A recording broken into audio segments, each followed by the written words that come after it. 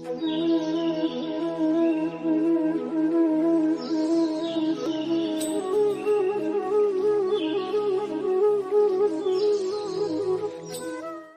ஒரு விழாவா பார்க்குறது தான் இந்த ஆடிப்பூர விழா.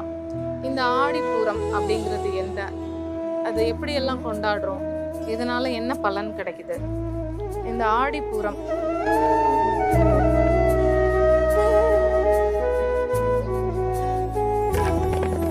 இந்த ஆடிப்பூர நாளை பொறுத்த வரைக்கும் பொதுவா திருச்சியில வளைகாப்பு அம்மன் அப்படிங்கிற பெயர்ல அம்மனுக்கு ஒரு 7வது மாதத்துல கர்ப்பிணி பெண்களுக்கு எப்படியெல்லாம் இந்த வளைகாப்பு நடத்துவாங்களோ அந்த மாதிரியான விழாவே திருச்சியில நடக்குது அந்த கோவில்ல.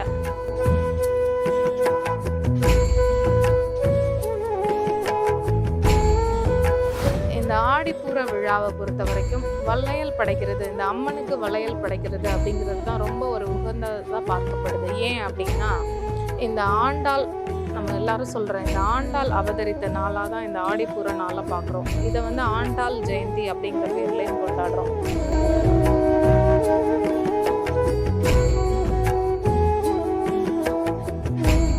ரொம்பவே பெண் சக்தி தெய்வங்களுக்கு ரொம்ப வந்து சக்தி உகந்த மாதமாக பார்க்குறது தான் இந்த ஆடி மாதம். இப்படிப்பட்ட இந்த ஆடி மாதத்தில் வர்ற ஆடிப்பூரத்தில் அம்மன் பார்வதி தேவியும் அவதரித்த நாளாக தான் பார்க்குறாங்க. இதை என்ன விஷயம் அப்படின்னா, அவங்களும் அவதரித்த நாளாக பார்க்குறதுனால அந்த பார்வதி தேவிக்கு உண்டான சக்தியும் இந்த ஆடிப்பூர நாளில் அதிகரித்து இந்த ஆண்டாளோட சக்தியோட இணைந்து காணப்படுது அப்படின்னே நம்ம சொல்லலாம்.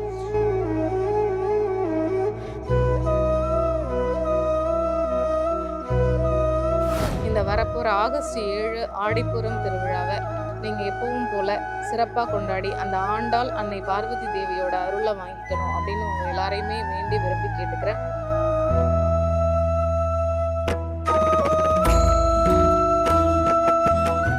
அனைவருக்கும் வணக்கம். இந்த மாதம் இப்போ போயிட்டுருக்கிறது ஆடி மாதம். எல்லாருக்குமே தெரியும். பொதுவாக இந்த ஆடி மாதம் அப்படிங்கிறது வந்து ஒரு முழுவதும் ஒரு அம்மன் வழிபாட்டுக்கு உகந்த மாதமாக தான் நம்ம பார்க்குறோம். இந்த ஆடி மாதத்தை பொறுத்த வரைக்கும் இதில் வர்ற பிறை திதி இந்த கிழமை எதையுமே நம்ம வந்து யோசிக்கிறது கிடையாது. இந்த மாதம் முழுவதும் ஒரு மிகுந்த ஒரு அம்மன் தெய்வ வழிபாட்டுக்கு உகந்த மாதமாக தான் பார்க்குறோம்.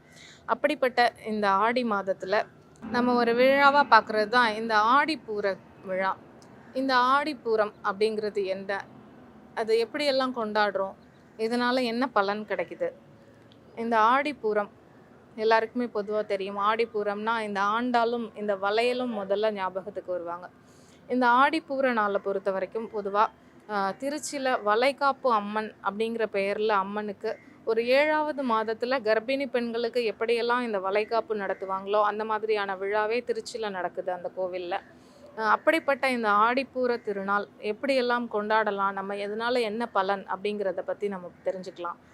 இந்த ஆடிப்பூர விழாவை பொறுத்த வரைக்கும் வளையல் படைக்கிறது, இந்த அம்மனுக்கு வளையல் படைக்கிறது அப்படிங்கிறது தான் ரொம்ப ஒரு உகந்ததாக பார்க்கப்படுது. ஏன் அப்படின்னா, இந்த ஆண்டாள், நம்ம எல்லாரும் சொல்கிறோம், இந்த ஆண்டாள் அவதரித்த நாளாக தான் இந்த ஆடிப்பூர நாளை பார்க்குறோம். இதை வந்து ஆண்டாள் ஜெயந்தி அப்படிங்கிற பேர்லேயும் கொண்டாடுறோம்.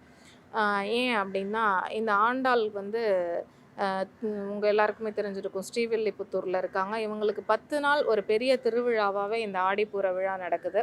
10வது நாள் அந்த ரங்கமன்னாருக்கும் ஆண்டாளுக்கும் திருமண வைபவமே நடக்குது. ஒருவேளை அந்த திருமண வைபவத்தில் கலந்துக்க முடியும் அப்படின்னா கலந்துக்கிறவங்களுக்கு குழந்தை பாக்கியமும் இந்த விரைவில் திருமணம் நடக்கிற பாக்கியமும் கிடைக்குது. அந்த திருமண விழாவில் கலந்துக்கிறீங்க அப்படின்னா அந்த திருமண விழாவில் கொடுக்குற அந்த வளையலை வாங்கி கையில் போட்டுக்கிட்டா அது இன்னும் ஒரு சிறப்பானதாக விஷயமா பார்க்கப்படுது. இந்த ஆடிப்பூரத்தை பொறுத்த வரைக்கும் ரொம்பவே பெண் சக்தி தெய்வங்களுக்கு ரொம்ப வந்து சக்தி உகந்த மாதமாக பார்க்குறது தான் இந்த ஆடி மாதம். இப்படிப்பட்ட இந்த ஆடி மாதத்தில் வர்ற ஆடிப்பூரத்தில் அம்மன் பார்வதி தேவியும் அவதரித்த நாளாக தான் பார்க்குறாங்க. இதை என்ன விஷயம் அப்படின்னா, அவங்களும் அவதரித்த நாளாக பார்க்குறதுனால அந்த பார்வதி தேவிக்கு உண்டான சக்தியும் இந்த ஆடிப்பூர நாளில் அதிகரித்து இந்த ஆண்டாளோட சக்தியோட இணைந்து காணப்படுது அப்படின்னே நம்ம சொல்லலாம். பொதுவாகவே தெரியும், 27வது நட்சத்திரத்தில் இந்த 11வது நட்சத்திரமாக வர்றது தான் இந்த பூர நட்சத்திரம். அந்த மாதம் முழுவதும் வருடம் முழுவதும் பூர நட்சத்திரம் வந்தாலும் கூட இந்த ஆடி மாதத்தில் வர்ற பூர நட்சத்திரத்துக்குன்னு ஒரு தனி சிறப்பு இருக்குது. இந்த வருடம் அந்த பூர நட்சத்திரம் ஆகஸ்ட் 7ஆம் தேதி ஆடிப்பூரமாக வந்து கொண்டாட இருக்கிறோம்.